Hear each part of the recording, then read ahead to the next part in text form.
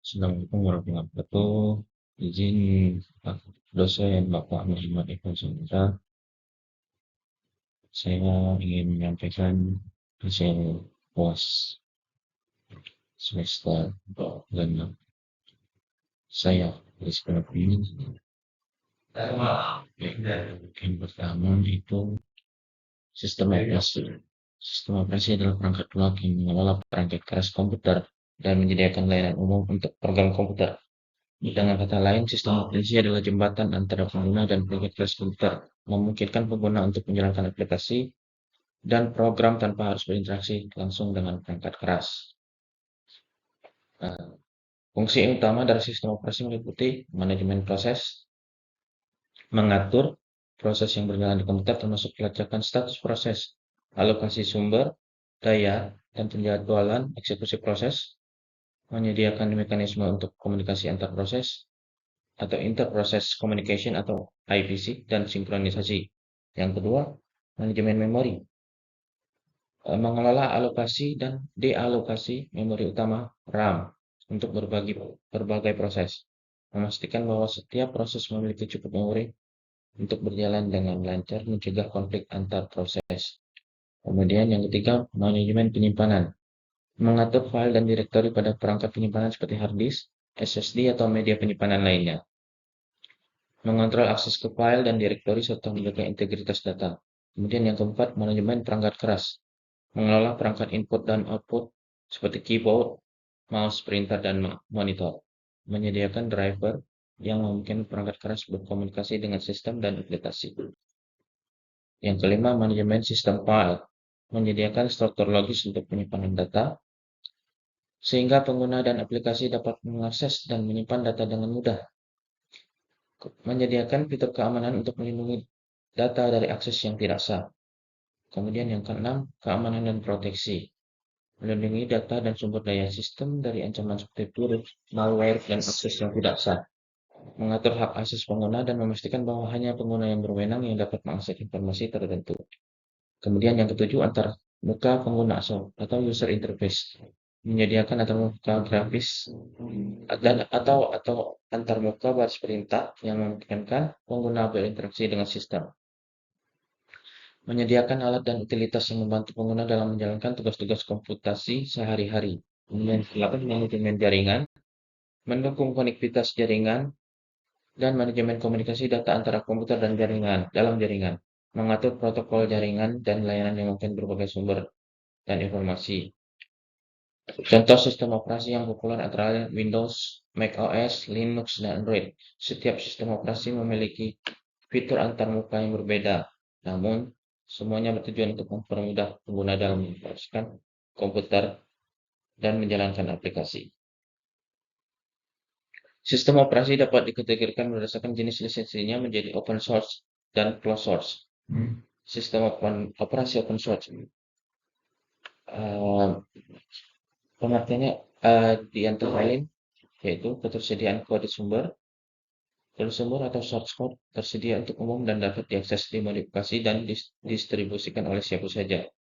Kemudian sifat open source itu transparansi. Karena kode sumber tersedia untuk umum, transparansi dalam pengembangan dan pembaruan sistem operasi lebih tinggi. Pengguna dan pengembang dapat memeriksa kode untuk menemukan bug atau kerentanan. Kemudian komunitas pengembang dikembangkan oleh komunitas besar yang terdiri dari pengembang independen, dan pengembangan sering kali dilakukan secara kolaboratif. Kemudian biasanya gratis untuk diunduh dan digunakan. Biaya mungkin dikenakan untuk dukungan teknis atau distribusi khusus. Kemudian keamanan. Tingkat keamanan seringkali lebih tinggi karena banyak pengembang yang memeriksa kode sumber dan memperbaiki kerentanan dengan cepat. Kemudian fleksibilitas. Pengguna memiliki kebebasan untuk memodifikasi sistem operasi sesuai dengan kebutuhan mereka. Contoh sistem operasi yang open source.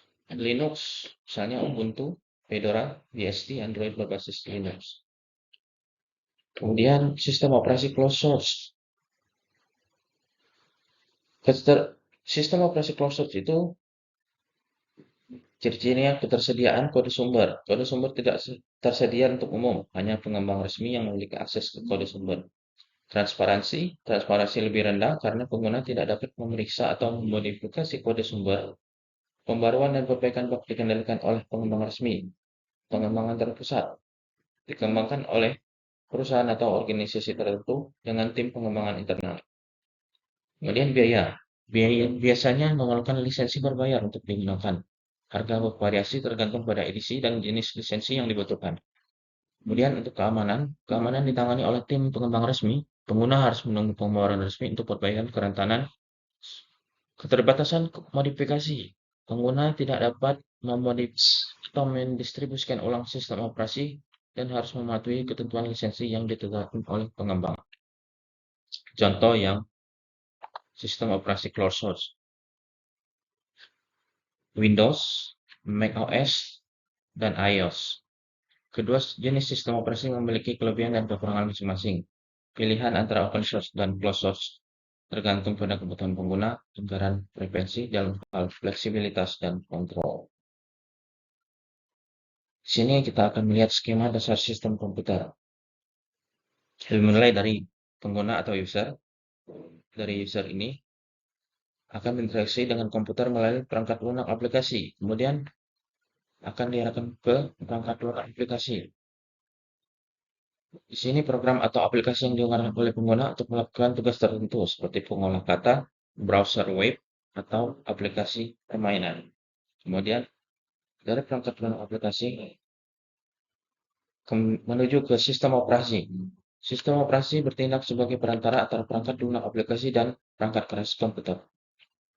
Operating System mengolah sumber daya komputer dan menyediakan layanan untuk aplikasi. Dari sistem operasi turun lagi ke perangkat keras. Disinilah perangkat keras itu mulai berjalan. Mulai dari CPU, kemudian ke memori, RAM, setelah itu ke penyimpanan, SSD, hard disk, perangkat input-output, kemudian yang terakhir adalah perangkat jaringan, baik itu modem, router, atau kartu jaringan. Kemudian penjelasan perangkat input, proses output, dan memori. Perangkat input adalah perangkat keras yang digunakan untuk memasukkan data atau perintah ke dalam sistem komputer. Perangkat ini memungkinkan pengguna untuk berinteraksi dengan komputer dan memberikan instruksi atau informasi. Contoh perangkat input, keyboard digunakan untuk memasukkan teks dan perintah, kemudian mouse untuk menggerakkan kursor, scanner untuk scanning dokumen, mikrofon untuk kita berbicara sekarang, joystick atau gamepad untuk mengontrol permainan, webcam yang sedang saya gunakan sekarang. Kemudian proses merujuk pada unit kerja di dalam komputer yang menjalankan instruksi-instruksi dari program. Proses ini dikelola oleh CPU, Central Processing Unit, yang merupakan otak dari komputer. Komponen proses itu terdiri dari CPU yang ini menginterpretasikan dan menjalankan instruksi dari perangkat lunak. Kemudian GPU mengelola grafis dan gambar, sering digunakan dalam aplikasi multimedia dan game. Di GPU itu terdapat motherboard, kemudian ada motherboard, merupakan sirkuit utama yang membangun semua komponen yang memungkinkan mereka berkomunikasi. Lanjut ke perangkat output. Perangkat output adalah perangkat keras yang digunakan untuk menampilkan atau menghasilkan data dari komputer dalam bentuk yang dapat dimengerti oleh manusia. Contoh perangkat output: monitor, komputer, kemudian printer, kemudian speaker, proyektor, serta headphones. Untuk memori mengacu pada perangkat yang digunakan untuk penyimpanan data sementara atau permanen di dalam komputer. Memori memungkinkan komputer untuk menyimpan dan mengakses informasi yang dibutuhkan untuk menjalankan program. Di sini terdapat jenis-jenis memori, dimulai dari yang pertama yaitu RAM, Random Access Memory. Memori sementara yang digunakan oleh CPU untuk menyimpan data yang sedang diproses. RAM bersifat volatile, artinya data akan hilang ketika daya dimatikan. Kemudian yang kedua itu ROM, Read Only Memory. Memori yang menyimpan data secara permanen dan hanya bisa dibaca, bukan ditulis. ROM biasanya berisi firmware atau program dasar yang diperlukan saat komputer dinyalakan. Kemudian cache, memori berkecepatan tinggi yang menyimpan data sementara yang sering diakses untuk mempercepat proses pengolahan. Kemudian ada hard disk yang sudah cukup familiar di kehidupan sehari-hari. Penyimpanan permanen digunakan untuk penyimpanan data. Kemudian SSD untuk penyimpanan yang lebih canggih lagi, yang lebih cepat dan lebih handal. Kemudian ada flash drive atau flash disk. Kemudian untuk selanjutnya akan dijabarkan cara install Windows 10. Persiapan memastikan komputer yang akan diinstal Windows 10 memiliki persyaratan minimum. Di antaranya prosesor 1 GHz atau lebih cepat, kemudian RAM minimal 1 GB untuk versi 32 bit atau 2 GB untuk versi 64 bit. Kemudian penyimpanan 16 GB untuk versi 32 bit atau 20 GB untuk versi 64 bit. Kemudian kartu grafisnya DirectX 9 atau lebih baru dengan driver WDDM 1.0. Kemudian untuk layar resolusi 800 x 600 pixel atau lebih tinggi. Sebelum dimulai, pastikan semua di backup untuk komputer atau laptop yang existing. Untuk yang baru tidak perlu. Kemudian media instalasi. Siapkan media instalasi Windows 10 seperti USB bootable atau DVD. Anda bisa membuat utilisasi menggunakan alat resmi dari Microsoft seperti Media Creation Tool. Boot dari media instalasi. Langkahnya adalah masukkan USB bootable atau DVD instalasi ke komputer. Restart komputer lalu dan masuk ke BIOS atau UEFI. Biasanya dengan menekan tombol Del, F2, F12 atau Escape saat startup. Atur prioritas boot untuk boot dari USB atau DVD. Simpan pengaturan dan keluar dari BIOS atau UEFI. Selanjutnya, pilih language to install, time and key receive format, dan keyboard or input method. Jika sudah, klik next. Berikut bisa kita lihat. Kemudian lalu klik install now. Setup is starting, tunggu saja sampai proses berlanjut. Selanjutnya, masukkan serial number yang kalian miliki. Jika kalian tidak mempunyainya, silakan kalian skip saja. Pada bagian ini, kami memilih Windows 10 Pro karena yang ada hanya ini, dan kebetulan hanya tersedia versi 32 bit.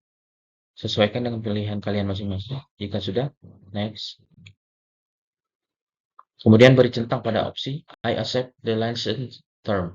Lalu klik next. Sebagai pada gambar. Kemudian pada bagian ini terdapat dua pilihan, yaitu upgrade dan custom. Karena kita akan menginstal ulang komputer atau laptop kita, maka kita pilih custom. Kemudian lalu kita akan berlanjut pada bagian pembagian partisi. Penting di sini diharapkan kita berhati-hati khususnya untuk yang masih pertama kali. Karena jika salah kemungkinan data yang ada akan hilang. Di gambar ini posisinya hard disk atau SSD di laptop itu masih fresh, masih baru. Tidak ada data yang sebelumnya. Kemudian selanjutnya, nah pada contoh ini hard disk yang digunakan masih kosong, berarti kita bebas membagi-bagi space-nya. Disarankan untuk membaginya minimal 2 partisi. Yang pertama untuk drive C, biasanya untuk sistem, yang kedua drive D. Bisa kita gunakan untuk menyimpan data-data pribadi. Jika sudah kamu atur partisinya, pilih partisi yang akan kamu jadikan lokasi untuk sistem Windows-nya. Dalam hal ini saya pilih drive O, partition 2, kemudian klik next. Jika pada komputer kamu sebelumnya sudah ada sistem operasi, kamu hanya perlu memformat partisi di tempat di mana sistem diinstal sebelumnya. Selanjutnya adalah serangkaian proses pengalokasian file-file Windows dari media installer ke hard disk atau SSD. Tunggu sampai prosesnya selesai.